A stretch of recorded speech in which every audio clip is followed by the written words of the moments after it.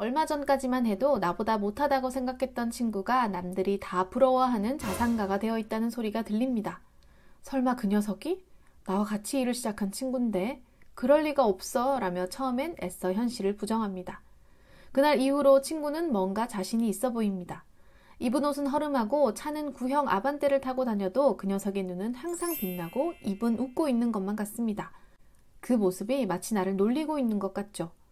가끔 그 친구와 마주칠 때면 야, 너는 뭐가 그리 좋아서 항상 웃고 다니냐? 돈 좀 벌었다며? 어떻게 벌었는지 좀 들어보자 라고 묻고 싶어서 미칠 지경이지만 실은 그 녀석이 부자가 되었다는 말이 사실인지 물어볼 용기조차 나지 않습니다. 무엇보다도 부자가 되었다는 그 녀석을 인정하기 싫고 내가 모르는 것을 묻는 것이 존심상하며 부끄럽기 때문이죠. 마음은 가빠오고 조급증에 나도 뭐라도 따라 투자를 해야 할 것 같습니다. 은행 이자는 낮고 이제는 뭔가 투자를 해야 부자가 된다는 것은 알지만 이미 친구와는 출발선이 다릅니다. 어떻게 하면 빠르게 부자가 될 수 있을까? 코인? 테마주?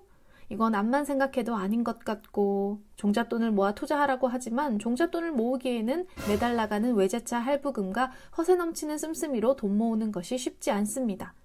아이고, 과연 이 사람 부자가 될 수 있을까요?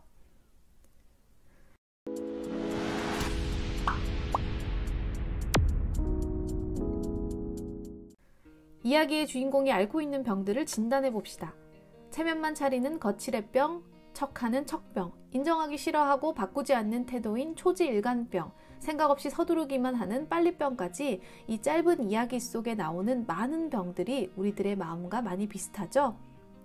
이런 우리의 마음을 진단하고 30년 전에 미리 꿰뚫어 본 책이 있었습니다. 배짱 하나면 모든 것을 극복할 수 있다고 주장하는 오늘의 책, 이시영 작가님의 배짱으로 삽시다입니다. 사실 이 책은 4번의 개정판을 거쳐 올해 30주년 기념 5번째 개정판으로 나온 책입니다. 그만큼의 시간과 여러 사람들의 검증을 거친 지침서 같은 책이기도 하죠. 정신과 의사인 작가님은 젊은 시절 미국에서 공부하고 그곳에서 길들여진 미국적 정서를 다시 한국에 적응시키는데 많은 어려움을 겪었다고 합니다. 새로운 문화 충격이라고 표현하는 그의 책 서문에서는 보편적인 한국인의 모습들을 한국인의 시각이 아닌 미국인 같은 합리적인 모습으로 제대로 바라볼 수 있는 기회를 가졌다고 이야기합니다. 배짱으로 삽시다. 다시 읽어도 멋진 제목입니다. 책의 제목에서부터 느껴지는 그의 지적과 따뜻한 가르침을 제가 생각하는 투자관과 함께 엮어 이야기해 드릴게요. 체면과 거칠애병. 저의 일상 속에 백발의 어르신이 한 분 계십니다. 운동을 좋아하는 저와는 아파트 헬스장에서 자주 마주치게 되었고 저는 당연히 운동을 좋아하고 자기관리를 철저히 하시는 분이구나 라고 생각을 하곤 했죠. 한 가지 의문이라면 매일 같은 가방에 같은 옷을 입고 다니신다는 것이었어요. 푹 눌러쓴 모자만이 백발의 조그만 초라한 행색을 가리고 있었고요. 그 모습이 전혀 삶에 찌들려 보인다거나 가난해 보이는 모습은 아니었지만 요즘 운동을 하러 오는 사람들의 모습과 복장이라기는 조금 소박한 느낌의 노인이었죠. 어느 날 저는 그분을 헬스장에서 지인과 함께 마주치게 되었는데 제 지인분이 그 어르신을 저에게 소개시켜주는 것이 아니겠어요? 짧은 인사 후 나중에 들은 이야기로는 그분은 상당한 재력가라는 이야기였습니다. 5년 전 삼성전자가 50대 1로 분할할 당시 삼성전자와 셀트리온으로 이미 부를 이룬 주식 부자였으며 지방에 살면서도 서울과 경기도 일대에 여러 채의 아파트를 소유하고 있다는 것이었습니다. 저와 그 지인도 믿기 어려운 모습과 행색으로 말이죠. 부자의 모습, 행색, 그리고 우리가 생각하는 체면이란 과연 무엇일까요? 우리나라가 춥고 배고픈 시절 많은 식구가 한 방에서 함께 지내기 위해서는 내 기분을 죽이고 사는 수밖에 별 도리가 없었다. 위계질서를 어미하고 경로사상이 발달한 것도 이러한 가난의 역사 탓이라고 해도 과언은 아닐 것이다. 하지만 이제는 충분히 잘 살게 되었지만서도 아직도 체면의식은 강하게 작용하고 있다. 그래서 남의 눈을 많이 의식한다.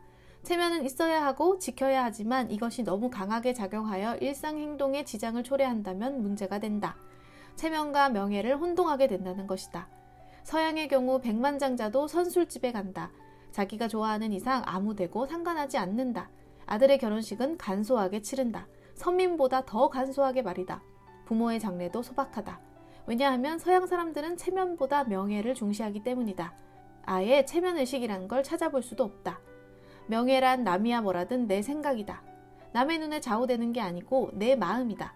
내가 한 일을 스스로가 떳떳이 여길 수 있을 때 그게 곧 명예다. 10년 넘은 내 차를 남들이 보면 뭐라고 생각할까? 그래도 체면이 있지. 내 나이와 지위에 이 정도는 걸치고 다녀야 해. 이런 행색이라면 남들이 말은 안 해도 뒤에서는 날 무시할 거야. 이런 생각들로 스스로 당당하지 못한 사람들이 많습니다. 정작 다른 사람들은 나의 모습에 아무 관심이 없는데도 말이죠. 진짜 부자들은 새로운 옷, 차, 물건 등 남들에게 보여지는 일시적인 만족감을 위해 돈을 쓰지 않습니다. 그것들의 만족감은 오래가지 못하며 사람들은 또다시 다른 만족감을 위해 더 많은 돈을 쓰게 된다는 것을 잘 알고 있기 때문입니다. 그들은 스스로 당당하며 여유가 있고 배짱이 있습니다. 비록 매일 같은 옷과 모자에 허름한 가방을 들고 다닌다 한들 말이죠. 그렇게 그들은 모은 돈으로 자산을 모읍니다. 반면 가난한 사람들은 하루하루 피곤한 삶을 이어갑니다. 남들이 나를 어떻게 볼지에 대해 체면 때문에 말입니다. 결국 부자는 더 부자가 되고 가난한 자의 격차는 더 벌어집니다. 안타깝게도 이는 대물림되죠. 또 다른 병이 여기 있습니다. 지금 가격이 20% 떨어졌는데 앞으로의 시장 강도나 심리 지수를 살펴보면 더 떨어질 거야. 기다려. 이 지역 내 인구는 점점 증가하고 있지만 공급이 인구 대비 너무 많아. 하지만 입지와 학군 등을 고려해보면 가치 대비 여기가 바닥이야. 회사의 재무제표와 부채 PER을 살펴볼 때 RSI가 30 이하일 때만 꾸준히 사서 모으면 언젠간 큰 대박을 칠 거야. 작가님이 이야기하는 척병이죠. 교수가 논문을 써도 우선 내용을 어렵게 써야 한다. 한문을 많이 섞고 영어를 써야 원문에 밝은 실력자로 통한다. 실력 없는 교수의 강의가 어려운 것도 난해한 어구를 많이 쓰기 때문이다. 그래야 건의가 서고 교수로서의 체면이 서는 줄로 알고 있다. 무엇이든 백과사전처럼 다 알아야 하는 척병이다. 누가 무얼 물어도 모른다는 소리를 못한다. 체면상 그럴 수가 없다. 이처럼 투자에 관해서 내가 모르는 것이 없다는 사람들이 정말 많습니다. 하지만 그거 아시나요? 정말 내가 모르는 것은 모른다고 이야기할 수 있는 것이 여유이고 배짱이라는 사실을요. 모르는 것을 인정하고 묻고 배워야 발전이 있습니다. 심지어 투자의 대가인 워런 버핏도 투자에서 실수를 인정합니다. 2017년 당시 86세인 워런 버핏은 주주총회에서 다음과 같이 이야기하죠. 수년 전 구글이나 아마존의 주식을 사지 않은 건 내 실수였다. 후회한다. 나는 아마존의 CEO 제프 베이조스가 지금처럼 성공할 것이라고는 생각지 못했다. 다음 초지일관 병입니다. 주식에서 손실을 더 키울 때가 언제인지 아시나요? 바로 편향입니다. 자신만의 확증 편향으로 내가 투자한 주식과 사랑에 빠져버리게 되는 것이죠. 면밀히 살펴보면 분명 회사는 매분기 실적이 미스가 나고 경영진은 부도덕하며 앞으로의 전망은 밝지 않습니다. 점점 내려가는 주가에 대해 의심해보거나 혹은 손실이 나도 매도하지 않고 오히려 낮은 주가의 주식을 더 매수하죠. 언젠가는 오를 거야 라고 생각하며 물을 탄다는 말입니다. 이렇게 잘못된 믿음과 유연하지 못한 투자 성향으로 결국 마지막에야 손절을 하게 됩니다. 하지만 그때는 이미 많이 늦었죠. 우리나라는 사육신, 일편단심, 열려문 이야기, 심지어 장부일언이 중천금이라는 말까지 하며 중간에 뜻을 바꾼다는 건 장부의 체면에 용납될 수 없는 일이었다. 하지만 시대나 상황에 따라 변할 수 있는 융통성도 있어야 할 것이다. 잘못되어가는 줄 번연히 알면서도 처음 말한 체면 때문에 틀린 것을 계속 고집한다는 건 문제다. 현대사회는 변화를 그 생명력으로 하고 있다. 구태의연한 그대로를 고집하다간 오히려 정체 상태에 빠진다. 끝까지 버티는 게 배짱인 줄 알지만 이건 헛배짱이다. 틀린 줄 알면서 의견을 못 바꾸는 건 체면 과잉증이요 열등감의 소치다.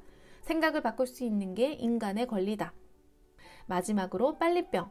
사실 저도 좋습니다. 빨리 부자가 되고 싶고 빨리 돈을 많이 벌고 싶고 빨리 내 인생의 목표가 다 이루어졌으면 하는 것이죠. 하지만 저의 마음과는 달리 부자는 빨리 되지 않습니다. 모든 가치가 있는 자산들은 오르락 내리락 하면서 결국은 그 본질적 가치에 수렴하며 천천히 우상향하게 되죠. 작가는 말합니다. 모르면 초조하고 앞서진 못할 망정 남과 같이 따라는 가야 한다는 강박증이 우리를 얼마나 초조하게 만들고 있는가. 의사인 그가 말하는 우리 몸의 변화를 보자면 빨리병은 사람의 혈중 아드레날린의 분비를 증가시키고 맥박이 빨라지며 혈압이 오르게 됩니다. 그리고 신경은 매우 예민해져서 작은 자극에도 매우 공격적으로 바뀌죠. 이러한 반응은 본능적으로 마치 위험에 처한 동물이 쫓기는 듯한 기분을 느끼는 것과 같습니다. 결국 정서적으로 안정이 될 수 없죠. 주변 사람들이 어느 순간 벼락부자가 되고 내가 가지지 않은 부동산, 주식들의 가격이 올라갑니다. 제 혈중 아드레날린의 분비는 증가되고 맥박이 빨라집니다. 그리고 아주 작은 것에도 예민해지고 마음만 급해지고 냉정해지기는 어렵게 됩니다. 거기다 옆집 순이네가 기름을 붓습니다. 우리도 아파트 계약했어. 나의 공격 중추는 어느 순간 폭발해서 이성을 잃어버립니다. 공부하지 않고 남을 따라 금리든 뭐든 계획 없이 대출을 받고 계약을 합니다. 결과는 어떻게 될까요? 책은 투자의 방법보다는 배짱으로 행복하게 살길 바란다는 작가의 의도가 담긴 책입니다. 저는 신사임당님, 지금의 주PD님이 하신 말씀이 생각납니다. 주식 투자를 하는 사람은 무슨 이야기로 시작을 해도 결국은 주식으로 이야기가 끝나고, 부동산 투자를 하는 사람은 어떤 이야기로 시작을 해도 결국은 부동산이다. 이들의 머릿속에는 항상 그 생각뿐이며 떨어질 수 없는 껌 같은 것이 들어있는 것 같다. 저 역시 마찬가지였을까요? 마지막 작가의 말로 인사드립니다. 오늘도 시청해주셔서 감사합니다.